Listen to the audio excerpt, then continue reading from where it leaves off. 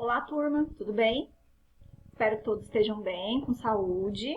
Vamos a mais uma videoaula e dar continuidade nesse assunto de concordância, tá? Então, a terceira videoaula sobre o mesmo assunto, tá? Então, eu dividi em 3 partes.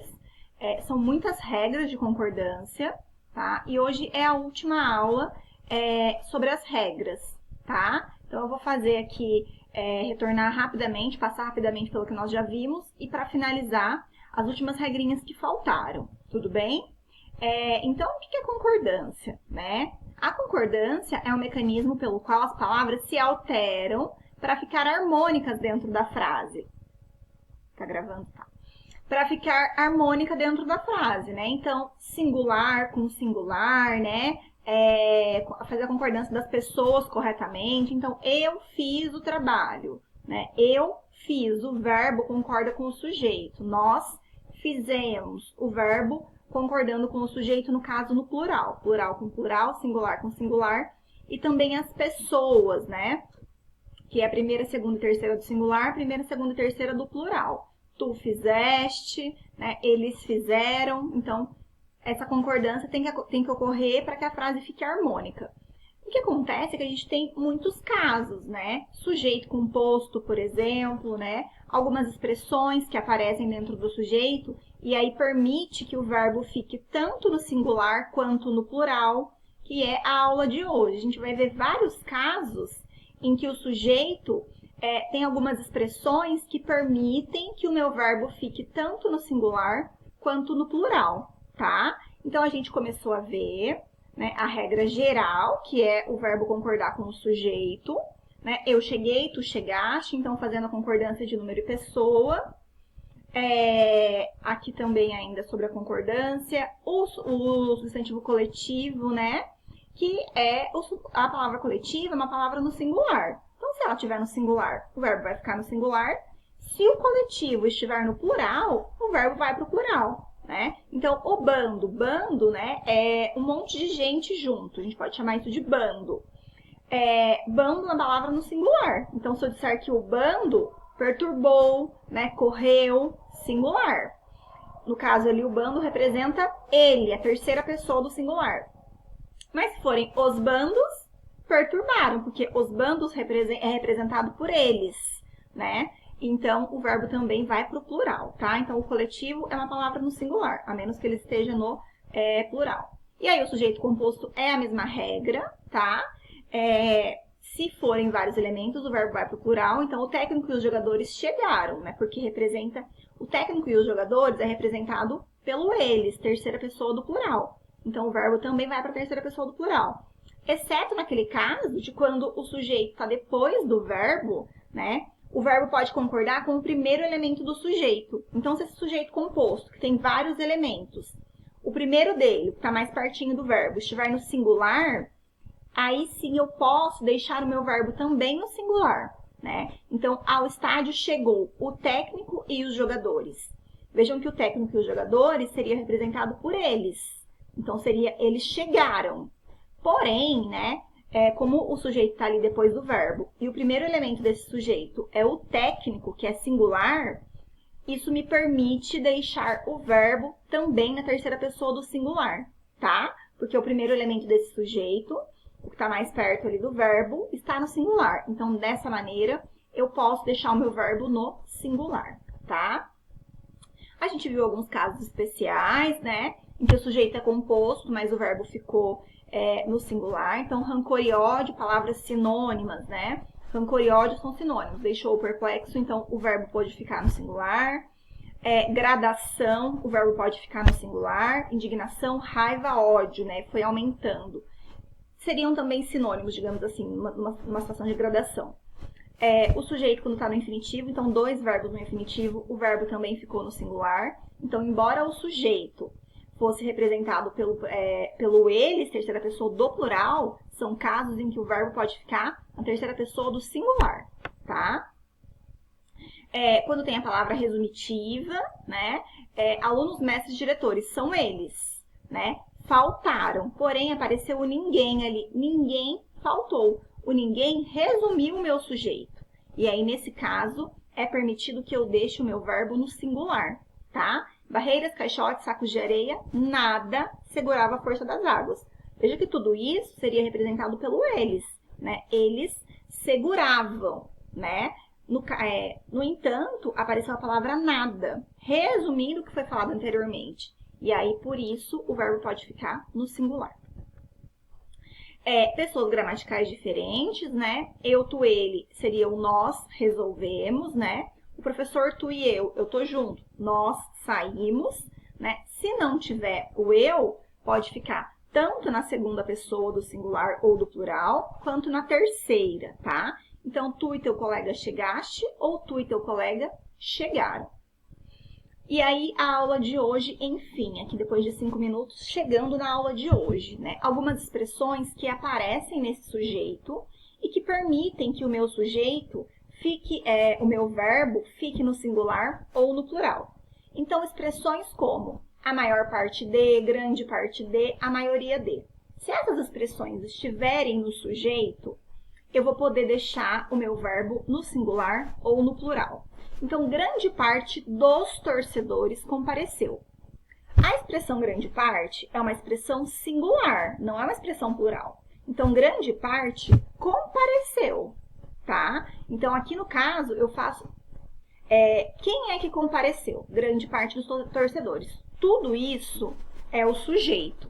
Mas eu posso fazer, eu tenho duas partes do sujeito. Grande parte e dos torcedores, tá? Que está especificando grande parte. Então, eu tenho a possibilidade de fazer a concordância com o termo grande parte ou com o termo dos torcedores. Embora tudo isso seja o sujeito, eu posso concordar ou com a expressão grande parte ou com a expressão dos torcedores. Então, nesse caso, eu posso usar compareceu, que está concordando com grande parte, ou compareceram, que está concordando com dos torcedores, tá? Então, eu posso dizer grande parte dos torcedores compareceu, grande parte dos torcedores compareceram ao estágio. Isso é permitido, tá? A maior parte dos presentes aplaudiu a jogada. Então, aplaudiu, fez a concordância com a maior parte. A maior parte aplaudiu a jogada. Ou poderia ser, a maior parte dos presentes aplaudiram, né? Porque eu fiz a concordância com o termo dos presentes, tá? Então, eu tenho essa possibilidade. É de São Paulo que chega a maioria dos votos. Olha, aqui veja que o sujeito está lá no finalzinho da frase. Quem é que chega? A maioria dos voos. Então, a maioria dos voos é o meu sujeito. Então, a maioria chega ou dos voos chegam, né? Então, eu posso fazer a concordância com o termo a maioria ou com o termo dos voos, que é o que está especificando a maioria, tá? Então, é de São Paulo que chega a maioria dos voos, é de São Paulo que chegam a maioria dos voos, que fez a concordância com dos voos, tá? Então, esse é o primeiro caso. Segundo caso, quando no meu sujeito aparecer as expressões um dos que, uma das que. Nesse caso aqui, o verbo tanto pode ficar no singular, como pode ficar no plural. É permitido as duas formas, tá? Então, Pedro foi um dos que mais ficaram indignados com as novas orientações. Pedro foi um dos que mais ficou indignado com as novas orientações. Então, concordando ali com dos que mais ficaram, ou concordando com um dos que mais ficaram, dos que mais ficou indignado. Então, ou faz a concordância com dos que, ou com o número 1 ali no caso, né, representando o único, tá? Então, pode ser tanto ficaram quanto ficou. Outra expressão, então agora aqui, outro caso. Quando no meu sujeito aparecem as expressões mais de, menos de, nesse caso aqui, o verbo vai concordar com o numeral que seguir, né? Então, mais de um, menos de um, mais de 1000, menos de 1000. Nesse caso, o verbo vai concordar com esse numeral que vai aparecer. Então, se for um, o verbo vai ficar no singular. Se for mais de um, o verbo vai ficar no plural, tá? Tá passando um carro de som, espero que vocês não estejam escutando, que tá super alto. Então, mais de um caso de febre aftosa foi constatado nesse gado. Mais de um No caso, o numeral ali é 1. 1 é singular. Então, foi constatado, terceira pessoa do singular. 1 é ele, né?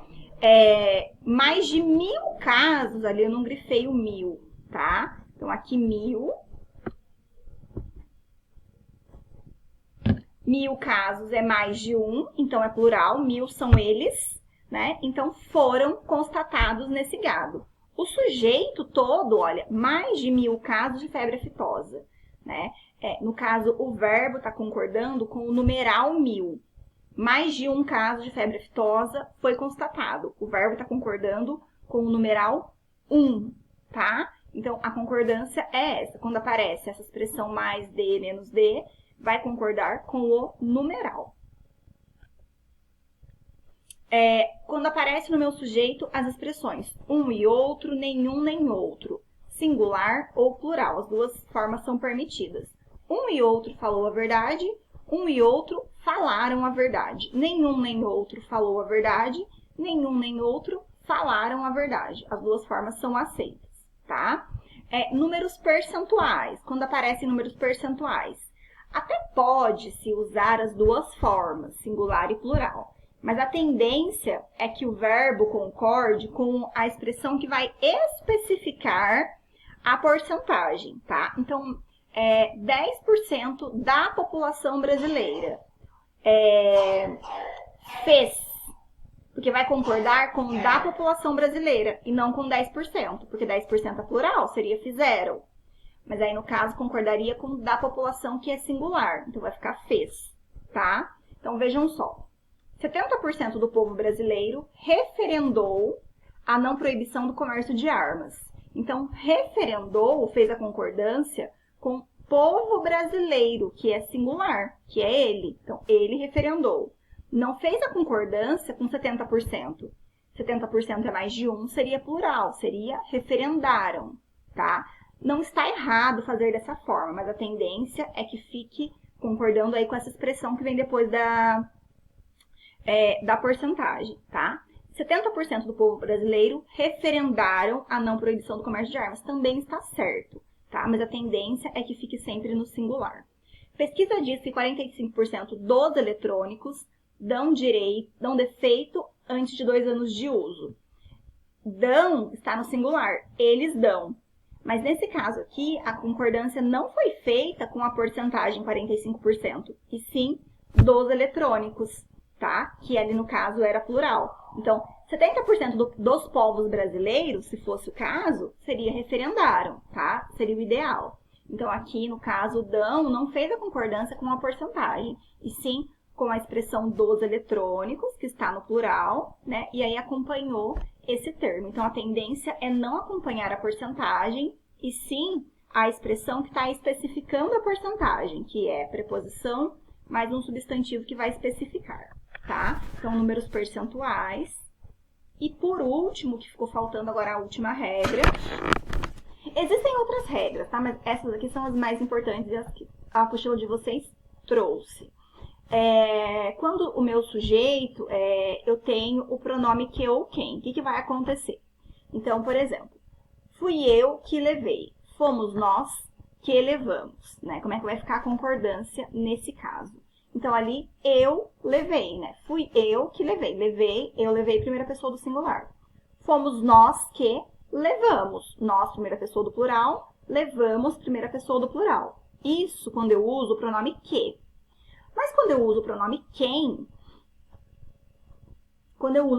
quem, existe uma outra possibilidade, tá? Então, fui eu quem levei. Então, eu, primeira pessoa do singular. Levei, primeira pessoa do singular, mas também poderia dizer que foi eu quem levou. Então, o eu é a primeira pessoa do singular e levou é terceira pessoa do singular. Então, ali não está havendo uma equivalência de pessoas, né? Então, no caso do que? Tem que haver essa equivalência. Eu levei, primeira pessoa do singular, verbo. Nós que levamos, primeira pessoa do plural, levamos primeira pessoa do plural. Se eu usar o pronome quem, aí eu tenho a possibilidade de fazer a concordância, a equivalência. Fui eu quem levei, mas eu também posso deixar o verbo na terceira pessoa do singular. Então, fui eu quem levou. Né? Não tá